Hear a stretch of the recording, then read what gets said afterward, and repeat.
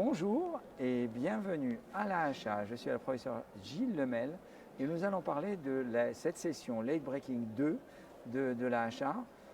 Il y a, on va dire, trois grandes études, DAPA-AMI, MINT et l'étude Orbita 2. Alors DAPA-AMI, c'est quoi DAPA-AMI? Alors bonjour Walid, DAPA-AMI, donc c'est la dapagliflozine, comme on a l'habitude maintenant de ces noms d'études pour la dapagliflozine.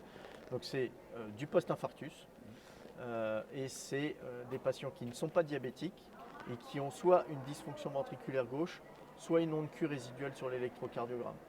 Et donc ces patients étaient randomisés, 4000 patients, dapagliflozine 10 mg versus placebo en double aveugle. L'étude au départ a été construite pour analyser un critère assez dur de décès cardiovasculaire, hospitalisation pour insuffisance cardiaque et réinfarctus à 1 an. Et en fait, ce critère primaire a été modifié au cours de l'essai en février de cette année parce que le taux d'événement était trop bas. Et en fait, ce critère, finalement, le nouveau critère primaire est un critère combiné de 7 critères. Alors, je ne les ai pas tous retenus de manière très définie, mais peu importe. Mais en plus, ils sont classés de manière hiérarchique, c'est-à-dire c'est décès, hospitalisation pour insuffisance cardiaque, infarctus, épisode de FA, épisode de diabète, puisqu'ils étaient non diabétiques au départ, la classe NYHA, et puis le petit dernier, la perte de poids. Donc, je les ai quand même retenus. Et donc finalement, il fallait avoir ce qu'ils appellent le win ratio, c'est-à-dire un critère combiné qui fait que c'est gagnant. Et quand on utilise ce critère-là, l'étude est positive, c'est-à-dire on a 30% de gagnants dans le groupe dapagliflozine et seulement 25% de gagnants dans le groupe placebo, c'est-à-dire un quart versus un tiers. Et donc l'étude est positive sur ce deuxième critère primaire. C'est quoi le message pratique? Le message pratique finalement, c'est de dire, puisque c'est un suivi à 1 an post-infarctus avec des patients qui sont randomisés dans les 10 jours qui suivent l'infarctus. Donc il y a déjà un premier message qui est un message de sécurité de pouvoir utiliser la dapagliflozine en post-infarctus immédiat. Le deuxième message, c'est finalement pourquoi attendre qu'il devienne insuffisant cardiaque chronique quand on peut initier le traitement prématurément. Et donc c'est un petit peu le but de cette étude, c'est de montrer que dans le post-infarctus immédiat, la dapagliflozine permet d'améliorer un critère composite certes assez large, mais quand même d'améliorer la situation clinique des patients. Très clair. Deuxièmement, donc MINT, c'est quoi MINT?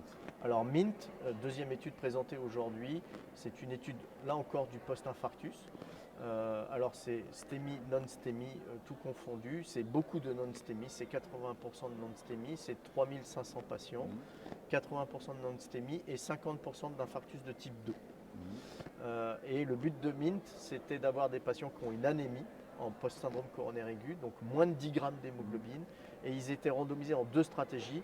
Une stratégie où on transfusait de manière assez large, ce qu'on appelle la stratégie libérale, où on faisait beaucoup de transfusions pour faire remonter les patients au-dessus de 10 grammes d'hémoglobine.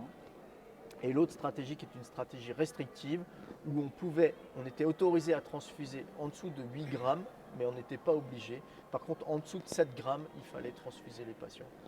Et donc, finalement, l'étude ne montre pas de différence significative entre les deux groupes, mais une tendance très forte à ce que le groupe libéral, c'est-à-dire transfuser un peu plus nos patients qui font un syndrome coronaire aigu et qui ont une anémie, c'était plutôt en faveur, puisque la hazard ratio était à 1,30 et c'était 0,99, 1,70. Donc on n'était vraiment pas très loin de la significativité dans cette étude. Et si on s'intéresse au sous-groupe des infarctus de type 1, là, le critère devient positif, c'est-à-dire qu'on a une amélioration significative d'un critère composite décès cardiovasculaire, hospitalisation pour insuffisance cardiaque, infarctus et accident vasculaire cérébral. Donc, son critère primaire composite était réduit de manière significative dans le groupe transfusion libérale, c'est-à-dire qu'il faut ne pas laisser nos patients qui font un infarctus du myocarde en dessous de 8 grammes d'hémoglobine, si on en croit les résultats de cette étude. Je laisse les laboratoires réfléchir tout ce qui est molécules qui permettent d'améliorer l'hémoglobine, y compris la supplémentation martiale. On pourrait refaire la même étude. On pourrait éventuellement refaire l'étude. L'avantage de la transfusion, contrairement à la supplémentation martiale, exactement, c'est qu'on a un effet immédiat sur le taux d'hémoglobine. C'est ça. Et donc la troisième étude, c'est Orbita 2, sur laquelle je n'aurais pas parié, c'est-à-dire qu'on avait plusieurs études qui montraient que revasculariser des patients coronariens n'apportait pas, on va dire, un certain bénéfice pour lui revasculariser l'ischémie silencieuse, c'est ça? C'est ça. Alors, Orbita 2 ne s'intéresse pas au pronostic du patient. Donc, elle ne va pas à l'encontre de courage et d'ischémia qui ont jusque-là démontré que quand on revascularise un patient coronarien chronique stable, qu'il soit symptomatique ou pas, on n'améliore pas sa mortalité totale ni sa mortalité cardiovasculaire de manière significative. Orbita 2, c'est 300 patients, donc c'est tout petit et ça ne contredit pas ce message.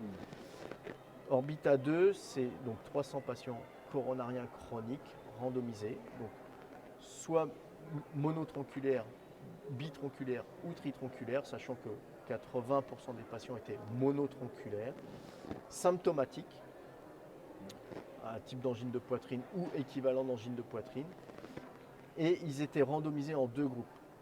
Un groupe qui a une coronarographie et une angioplastie factice, c'est-à-dire les patients étaient sédatés profondément ou avec des écouteurs pour ne pas savoir si oui ou non ils avaient l'angioplastie. D'accord.